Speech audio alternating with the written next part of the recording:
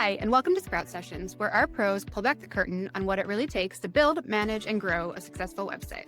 We're here to answer your questions and share what we've learned from working on real-world websites every day, so that your website can work harder and you can focus on what you love. Before we dive in, here's a quick intro. We're CYBERsprout, a web design and development team based in Minnesota. This year, we're celebrating 10 years of helping organizations bring their website ideas to life. In that time, we've built custom websites for over 300 clients. Our goal? Websites that look amazing and perform even better, bringing in leads, streamlining content, and helping our clients grow. What really sets us apart is our team. Between us, we have decades of experience in the web development, user experience, SEO, and digital marketing space. We bring all of these to the table for you in these sessions. This series moves fast, but don't worry, we're here if you want to dive deeper. You can visit us anytime at cybersprout.net and click Let's Connect at the top of the page. We've also dropped the link in the video description. If content like this helps you out, do us a favor. Like this video and hit subscribe. It's the best way to stay in the loop as we roll out more website tips, tools, and ideas for navigating today's digital world. All right, we're glad you're here. Let's get into it. This is Sprout Sections. We're going to kick things off with a question about improving your website's loading speed.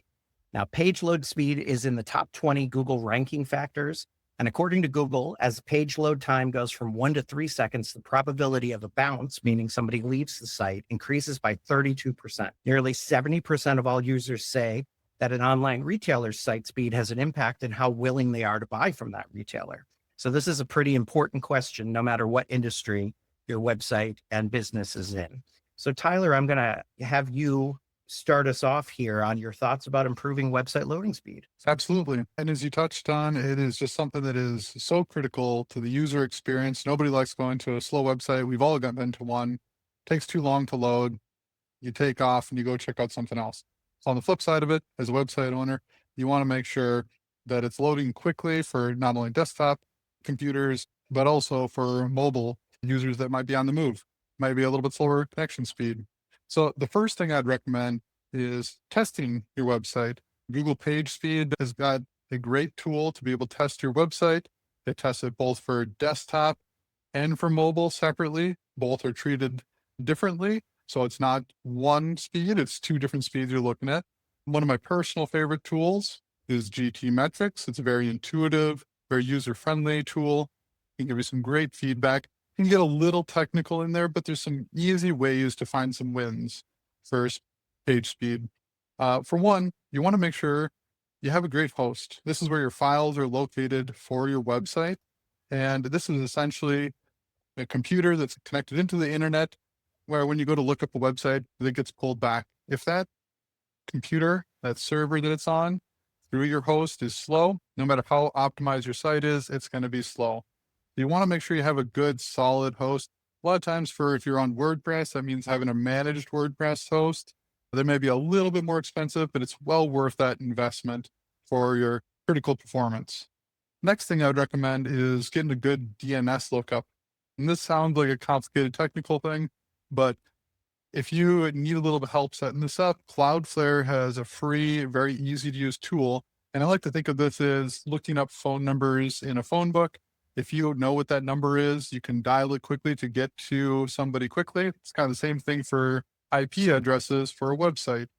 But the problem is having to look up by name, trying to find it, which would be your domain name for a website, and being able to find where that's located can take a little bit of time. If it's slow, it just adds to that slowness, the speed of your website. So getting a good, fast DNS provider like Cloudflare is an easy win. Then it moves on to maybe a little bit more technical part of it, where it depends on if you're on WordPress or another platform, what tools are available to help you further optimize for speed. And this is where, like, for example, on WordPress, we use WP Rocket. It does a great job of helping to optimize caching, which is where if you have repeat visitors, it already pre-processes those files, so you don't have to reload it all the way from the ground up. It can also help to combine files together, take out dead space within your files, help for optimizing the way your images load, where if images aren't within that viewport when they first come on there, that they can load a little bit later as that user scrolls down, optimize that experience for that end user. And then the last thing I would touch on with this would be optimizing your images. And this is a big one because images tend to be the heavy load for websites. They tend to be quite large compared to most other files. And there's some great image compression tools out there and good free tools to use to resize them. First thing I'd recommend is resizing the tools. A lot of times you don't need to have a 4,000 or 5,000 pixel wide image. Usually 2,000 pixels is more than plenty for websites, and then getting them compressed. If you don't have a compression plugin like a Smush WP, which is a plugin for WordPress built into your site, then you can go to something like tinypng.com, which is the title's a little deceptive. It works for JPEGs and other images as well, but easy free plugin that can compress images by 70-80% sometimes makes a huge difference in terms of the way that your site loads. And when you combine all those factors together, starting from an unoptimized website, it's easy to shave off half that time, if not more. It makes a big difference in the performance. Absolutely. Nate, do you want to add anything about the benefits of a content delivery network? Oh, yeah, absolutely. So with Content Delivery Network, that is what is built in typically to the host provider of your website. So you got to make sure you're partnered with the right hosting provider that provides that. There are external content delivery networks or CDNs out there that you could integrate in there, but it's much easier if you can find that hosting provider that has it built in. And the content delivery network basically helps your website reach that end user quicker because they have, if you will, nodes all over the country or the world that's residing closer to that end user. So instead of serving it from, let's say, one location, maybe like in Minneapolis, and they're across the pond, if you will, in Europe, that's just going to take way too long. So with the CDN, they're going to have copies throughout their nodes throughout the world, preferably like maybe Paris in this example I'm using. And that will just serve that website quicker for that end user. So again, content delivery networks definitely help with the speed of that website being served to that end user. Fantastic. And Stephanie and Angie, how often do people come to you with slow loading speed as a pain point when you're talking to them about a new website? What do you think, Stephanie? Maybe 80-90% of the people, that's the first question they ask? Absolutely. All the time. All the time. So there's great tips, Tyler and Nate, for people that we're talking to, especially with that first question is, how do I make it faster? Yeah. And one topic that takes a little bit further that's been very top of mind is the different image formats that are now being introduced specifically for the web. Yeah. WebP has been around for a number of years now. WebP is a format that's meant specifically for websites, and it can reduce the size of an image with very minimal effect on images by roughly half, even for an optimized image. And the browsers out there, your Chrome, Edge, Safari, wide compatibility for WebP.